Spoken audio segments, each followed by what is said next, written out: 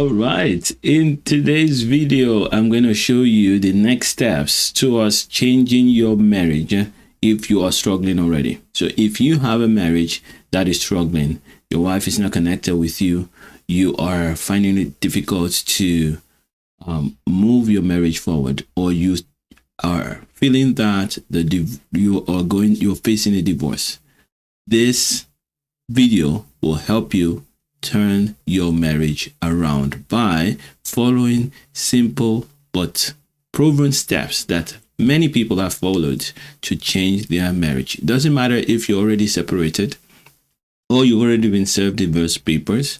It just means that you may do a little bit more than a person whose wife is still in the home. This is day number 3 of Tears to Joy, rebuilding your marriage from scratch. I'm going to show you how to rebuild a marriage that is already broken and take it from struggling to thriving. Yes, in record time, not by your might, not by your power, but by the power of God's love that you can learn to tap into. Now, if you have any topic that you want me to talk about, do not hesitate to ask by writing it in the comment sections. All right, so let's look at scripture together. Genesis chapter 1, verse 20. Let's start from verse 26. Genesis chapter 1, verse 26. Then God said, "Let us make man in our image, according to our likeness. Let them have dominion over the fish of the sea, over the birds of the air, and over the cattle, over all the earth, and over every creeping thing that creeps on the earth." Let me stop there. That tells us right away. It's part of the core knowledge, core things that you need to know if you're going to use this method to change your marriage. That you are created by God, who is love, in the image of love, in the likeness of love. So you have a love DNA. Not only that, the Spirit of God has been poured into your heart. Go and watch day 1. Yes, I talked a lot about that. The Spirit of God has been poured into your heart, and the love of God has been poured into your heart by the Spirit of God. So you are fully empowered, and you have the potential to love like God. And verse 27, so God created man in his own image. In the image of God, he created him. Male and female, he created them. Then God blessed them. You and your wife were created by God, and then God blessed them. And God said to them, "Be fruitful and multiply." Do what? Be fruitful and multiply. That's a blessing and a command at the same time. Fill the earth and subdue it. Fill the earth with what? Men and women that are full of God, that are in the image of God. So God created you to fill the earth with his love, with his presence. And that's what we're supposed to do. It's our first commandment. That is the first commandment to the human kind. So I encourage you, make up your mind that as a man, this will be your life goal, to fill the earth with the love of God. And today, the love of God is not just humans walking around. We know that has been corrupted. If you read Genesis chapter 3, you see where sin came into the world, and Jesus came to turn that around. And that's why our goal now is to multiply those who have accepted Jesus as their Lord and Savior all over the earth. Take that as your passion, as your life. So at this level, unless you have made up your mind that this is your big picture, you're going to struggle. So go deep within. Don't just take my word for it. Look into your word, into the scriptures, and serve God. Choose to serve God with everything you've got. Now, if you do that, and you find that in your heart, then you can enroll your wife to do that. And it's easy, always easy to enroll a believer to do this, because they already know that. You cannot be a disciple of Jesus without knowing that you're going to follow Jesus. So they already know that, but they have been distracted and they're pursuing all sorts of idols.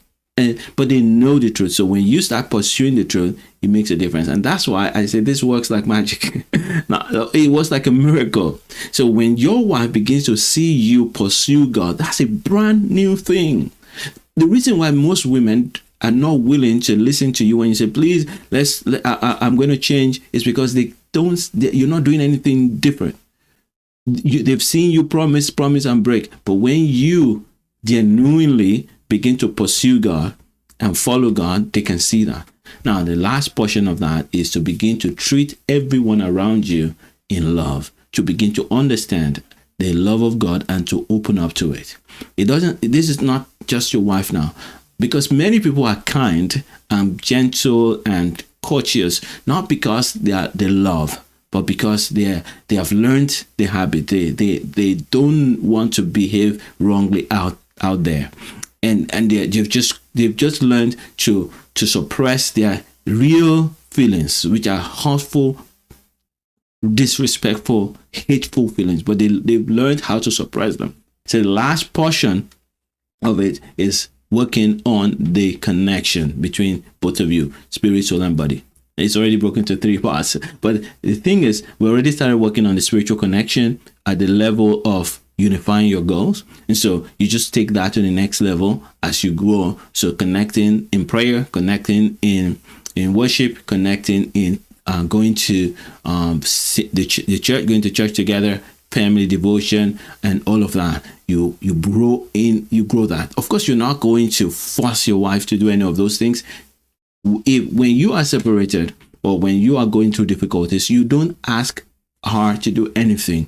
Right now, you're going to work on you, but you open the door for her to be part of it. If you're separated, then that's even easier to see. But when you're not separated physically, you're just separated in the emotions and you're still in the same home, you can invite, not over and over again. You invite once and you just watch. Now, all these details, that's what I share with my group. And we have meetings every week.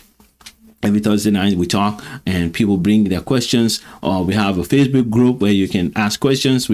I open up my calendar for people to meet me from time to time. It really can be life-changing when you put in the mindset, and then you just need tips to fine-tune the practical side of things.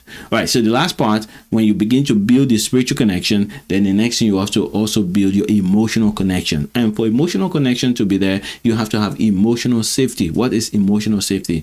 Emotional safety it's a derivation of what we talk about communication, where your wife can share whatever she's feeling without being frustrated, without being shut down, without being ridiculed. So if you've already started working on that, then at this level, you just increase that by learning to listen and not complain.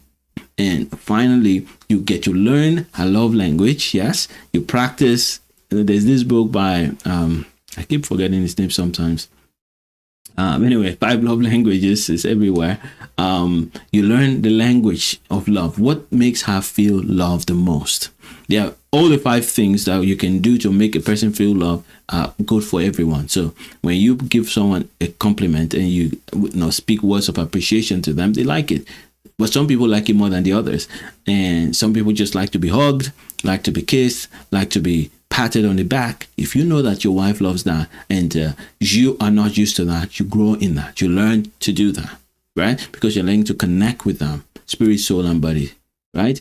And if they like words of affirmation, if they like physical touch, or they like practical things, you help out. You do your part in the house. You do laundry. You take out the garbage. You cook from time to time. That's what makes her feel loved. Then get into it. Do it. Do it more if that's what makes them feel more loved, and then do that a lot. But you need to do all of them to know exactly what she likes, and you don't stop. You do all from time to time, but you just do the one she loves the most more. Now, your question: how do I do these things when she's no more in the house? And that's why we say, create a way to always have some form of communication with your wife. If you are in the stage where she's disconnecting right now and you can't stop it, don't worry too much. Just find a way to make sure that you're not breaking the communication completely. And that's why, instead of making things worse, which you'll be tempted to do, instead of complaining and getting mad at her, which you'll be tempted to, tell her that I see what you're saying. I'm so sorry that I didn't see it earlier than this, but I'm going to work hard. I'm going to hire a coach, and I wish that the work that you have done in my life will not go to waste. because I know that God has put some blessings in me to pour out to you, and I've not been doing that. But I'm going to work on it. So give me an opportunity to grow and to get back to you, right? And so once you let her go on that basis, you will be able to communicate with her, either for the children or for just to say hello, to check up on her. And it's at those times that she will notice that you are changing. It's those times of communication that will open the door for her to see that maybe I rushed out of this relationship. Maybe there's hope. And my husband has a coach. Maybe there's going to be a difference. All right. So I hope this has helped you. I want to declare over you that you are blessed, that the power of God will reign on you, and that the hard work that you're putting into this will remove you from being a statistic of those who lose their marriages, but you will be one of those who recover theirs. So shall it be for you in the name of Jesus. If you have watched to this point and you have been blessed, then subscribe to this channel, because there's much more that's coming. And continue. Beyond that, don't forget, if you need to reach out to me, you can do so by going to adesobanja.com/chat. There are many tools that things that I've prepared for you free of charge that you can connect with and collect. You can download my friendship rebuilding cheat sheet in the description below. You can join my masterclass. It's in the description below as well. And just make the most of everything that I have to offer you. All right. Until we connect again next week, may the Lord bless you. Continue to love like Jesus and make mega impact. Bye for now.